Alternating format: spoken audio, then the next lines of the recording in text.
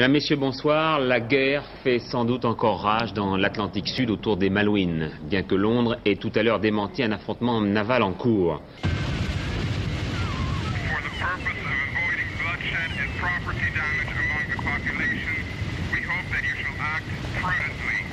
Paris, un appel du gouvernement français à l'arrêt immédiat des hostilités.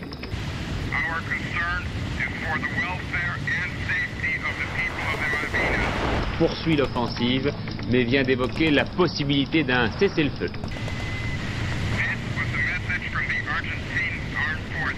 Les Argentins auraient perdu un bombardier et l'un de leurs avisos, touché par les Britanniques, regagne en ce moment son port d'attache.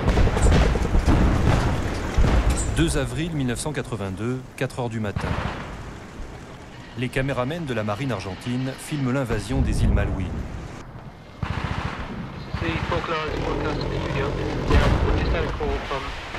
Alistair Grieve.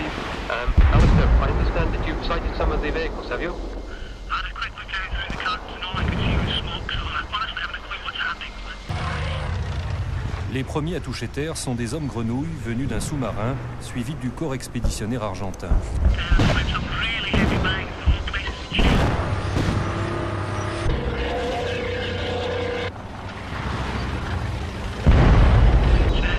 It's a bit nerve-wracking to see the beast full of machine gun fire and fairly small arms fire as well.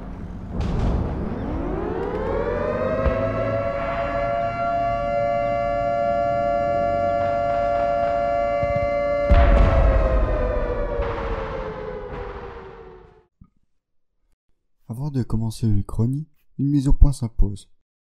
L'Argentine, en 1982, est dirigée par une junte militaire de plus en plus impopulaire. Sentant leur fin proche, les dirigeants argentins décidèrent de jouer un dernier coup de poker. Une guerre envers les Britanniques, qu'ils espèrent gagner afin de restaurer leur autorité. Le but de cette guerre est l'archipel britannique des Malouines, ou Falkland en anglais, une série d'îles situées au large de l'Argentine. L'Argentine décrète que ces terres ont été prises illégalement par le Royaume-Uni durant l'ère de la colonisation et envoie donc des forces conséquentes dans l'archipel et en Géorgie du Sud, une autre île anglaise plus éloignée. Et c'est ici que l'Uchronie commence. « 4 avril. La diplomatie n'a pas réussi à rendre au Royaume-Uni la Géorgie du Sud et les Malouines.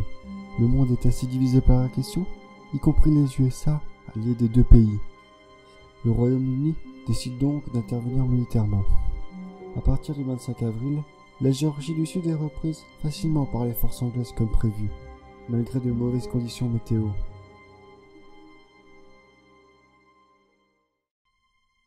Le 1er mai, c'est l'heure du raid aérien Black Buck. Les deux Arrow Vulcan, partant depuis l'île de l'Ascension de la Royal Air Force, ont pour mission de bombarder l'aéroport de Port Stanley, avec un appui nécessaire de 11 avions de ravitaillement. Dès le début de la traversée, un des Vulcans dut revenir à la base, suite à des avaries mécaniques. Le dernier bombardier, suite à un problème dû à un ravitaillement, fut dans l'impossibilité de se ravitailler à nouveau ou de faire demi-tour. Il fut contraint d'amérir. L'opération Black Buck fut un échec, l'Argentine gardant toujours des moyens aériens conséquents sur l'île des Malouines. Cet échec causa un premier débâcle au sein de l'état-major britannique. 2 mai. Le croiseur léger argentin Belgrano, fleuron de la marine, est torpillé par un sous-marin britannique, ce qui a mené à la dictature argentine à stopper toute négociation. Malgré cette victoire, la Grande-Bretagne subit une polémique, car le navire se situait hors de la zone de combat. En dépit de cette perte, le général Anaya, général argentin, fit garder la flotte argentine à l'eau, même si cela demandait un renforcement des moyens anti-sous-marins conséquents.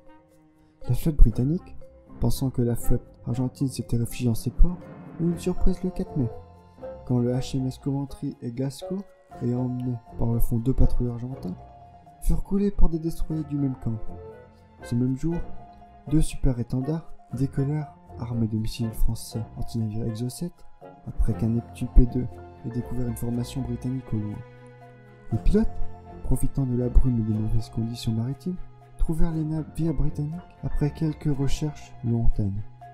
Elles tirèrent à l'aveugle un des Exocet et toucha le Sheffield et le mit hors service, tandis qu'un deuxième Exocet toucha le porte-avions Hermès au niveau de la coque. En même temps, un sous-marin Goupil de la classe de la marine argentine toucha le HMS Yarmouth, lui infligeant des dégâts légers.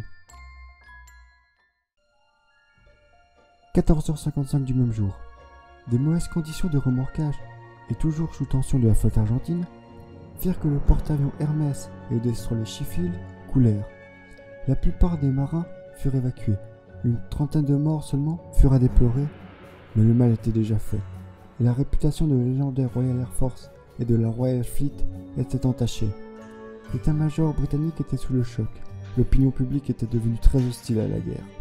Un peu après, des tensions politiques entre l'Allemagne, fournisseur du Guppy, et de la France, fournisseur des avions et des missiles, émergent.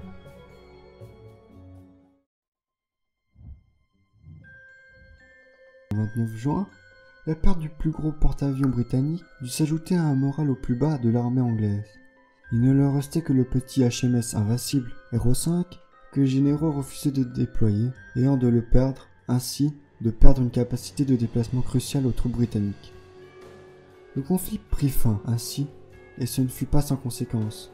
Le gouvernement de Margaret Thatcher, n'étant pas déjà très aimé avant le conflit, fut décrédibilisé, et ce fut une défaite politique et militaire d'une puissance mondiale qui choqua la planète entière. C'est dans une amertume que le Royaume-Uni dut capituler le 7 mai 1992 à l'ONU face à l'Argentine. Le traité imposé par la junte militaire ordonna le rattachement de la Géorgie du Sud et des Malouines à l'Argentine. Le Chili, qui a aidé dans le conflit, dut céder les îles Lennox, Nueva et Picton. Les revendications argentines sur l'Antarctique durent être aussi acceptées par le Royaume-Uni. Les seules faveurs faites aux Britanniques furent la totale liberté aux habitants des Malouines de garder la nationalité britannique, et ce sans perdre leurs droits. Un sentiment de défaite s'installa au sein de la puissance déstabilisée. Elle occasionna une grande vague de démissions, dont celle de Thatcher en août 1982. En Amérique du Sud, l'Argentine assouvit sa domination sur le continent, laissant un froid avec le Chili et la Grande-Bretagne pendant une dizaine d'années.